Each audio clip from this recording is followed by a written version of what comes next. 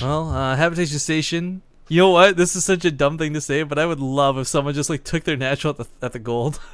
Yeah, right. Like old Metalopolis, just Like it's do not it. gonna work. It's not like Terran where you can lift off to the gold by any means, but Uh huh.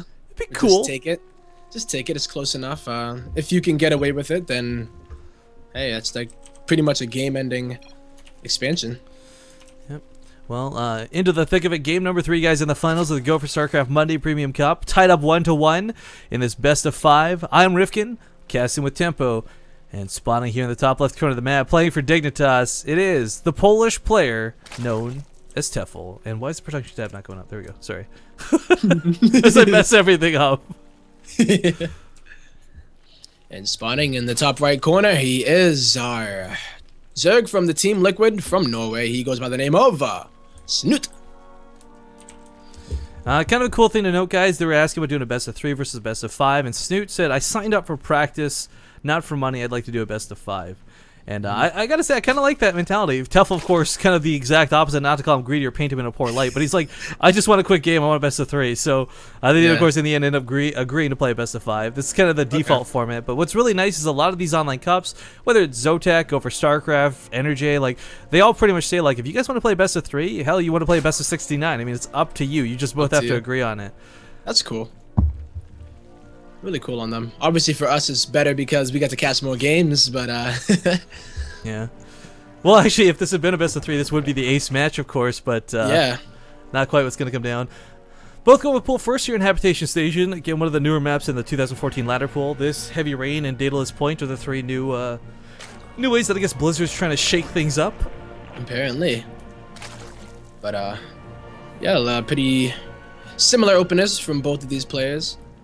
That pool first, it's pretty interesting that neither of them are going for hatch first either. I know they say like, well, it's kind of like game 1, I tag you, and then game 2, you tagged them back with like yeah, aggression. so let's both be safe. I'm wondering, sometimes if you're feeling ballsy, you're just like, you know what, you're not gonna, we got each other. Let's just agree to, expand. But you could also take advantage of that if you wanted to. So these players playing it out safe, respecting each other.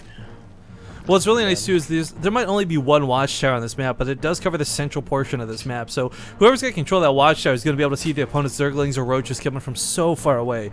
It's one of the few times where like a watchtower is going to be that important to a game. Most of the time, it's like, oh, you got the watchtower, okay, you got some map vision, but it's not. It's like whatever, you can sneak around it still. For this one, if you want to sneak around it, you got to go all the way to the south, and there's a lot of long way. Yeah. Now a lot of people don't know this. There's actually collapsible rocks over here in the corners of the map. Oh. You can actually cut off this hallway down here entirely. There's a situation earlier today where I think it was Tamikis versus Snute. I could be wrong on those names. It was Snute versus somebody. But a Nidus Worm came down behind the rocks, and I'm like, oh god, he can just knock down the rocks and shut that Nidus Worm down like so hardcore. Wow.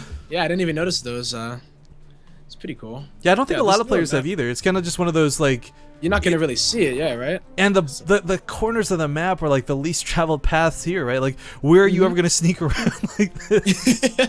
But if you even look at it, it just looks like it's like part of the geography of the map anyway. Like, that rock is just chilling. Not sure if this is intentional or accidental, but kind of cool dynamic to the map. Both players still just droning like crazy. Big differences. Of course, Tefel's taking his metabolic boost a little bit earlier, so not this larva inject, but usually the next one is when you see crazy aggression kick up. And yeah, it makes me wonder. I mean, Tefel is one of those players that would. Has he actually pulled out of gas again? So yes, he pulled out of gas. So he got that 100 for the speed, and then he immediately pulls out and just drones a bunch. And depends on what he does after it. I'm wondering if he's going to be going for that aggressive play again, because the fact that he's not going for the gas means that he's not really trying to do like a bailing attack, but he can still flood with lings. Snute's creep tumor is going to be a little bit in the way here if he's going to go for a full wall off. Oh, that troll tumor, yep. Yeah, he may need to kill it. Of course, he's already moved 1/4, so if he kills it, it's not a problem. But it is annoying when that happens. It does happen to players on a regular basis. One of the big ones, too, I'm trying to remember, I think it was like, was it Hyun was pulled for like MLG? There was like a game, it was one of those types of series where like that creep tumor like stopped the wall off entirely, and it was like, okay, now the Hellions got through, what do I do? Yeah. Well, they're both making a ton of lings. Yep. The difference here is that I believe that Snute, no, it seems like Tefel has droned up about 11 more than Snute has. So it seems if Snute is able to do something with these lings, Well, I mean, he needs to be able to do something with these lings because of that drone disparity. So he's got to wait for that metabolic boost. What we see him doing here actively too is make sure that the Overlord doesn't come back in. He's definitely trying to hold his lane count or hide his lane count. yep, and it's not going to be hidden for much longer here. Bless you, sir. And it seems like Tefel's lings are going to find out, and Speed finishes immediately. Tefel hasn't even started a Baneling. That's because he did opt to go to pull out of gas. God, this is going to be a so lot of lings outnumbered. and Banes here from Snute. You know, if the roaches come out, that might not even be enough, because the thing is, low amounts of roaches lose to high amounts of lings, and that's certainly one thing Snute is going for him. So we'll see if those extra 20 drones pay off for Tefel or not. It's going to be really hard to hold this until then. 8 Banelings are morphing in. They're not quite done yet, but they'll be finished in just a moment's time. Now breaking the circling lines of our green Zerg player. Yeah, some going towards the main immediately. There's not a full wall off. Some do glide into the queen. Oh, Snute with a bit of miscontrol. Wow. That's going to cost him. That's like 5 Banelings. Wow. More than enough. Didn't even matter in the first place, but keep note too that Tefel did take that third, and he canceled it like when he saw those lings. So he was playing just incredibly greedy for sure. You know, this and is Snute just, I think he just blindly decided to go with that. Tefel is not the most avid scouter in the universe, but normally you do see a lot better scouting coming out of him than we've seen in these past 3 games. Not to say that's decisively what cost him the game, but if he had seen that, you know, Snute was banking up like 14 lings in his natural, he would have known. Yeah, he was just hanging out. Coming.